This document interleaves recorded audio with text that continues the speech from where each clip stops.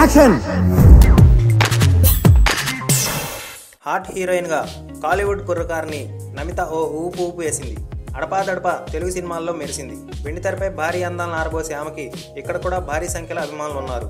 సింహ సినిమాలో అలరించిన నమిత ఆ తర్వాత తెలుగు సినిమాలు చేయలేదు. అయితే తాజాగా నమిత మరో తెలుగు సినిమా చేస్తుందని ప్రచారం జరుగుతోంది. బుల్లితెర యాంకర్ రేష్మి ప్రధాన పాత్రలో తెరకెక్కిన చిత్రం గుంటూరు టాకీ సీక్వెల్ లో నమిత హీరోయిన్ గా నటిస్తుందని అంటున్నారు. నూతన దర్శకుడు రాజ్ కుమార్ స్వీయ నిర్మాణంలో ఈ చిత్రం రూపొందుతోంది. మొదట ఈ సినిమాలో సన్నీ లియోన్ నటిస్తుందని టాక్ వచ్చినా చివరికి నమిత చేస్తుందని వార్తలు వస్తున్నాయి. నమితతో ఇప్పటికే చిత్ర యూనిట్ సంప్రదింపులు జరిపిందని, ఆమె కూడా ఈ చిత్రంలో నటించేందుకు ఆసక్తి చూపుతుందని తెలుస్తోంది.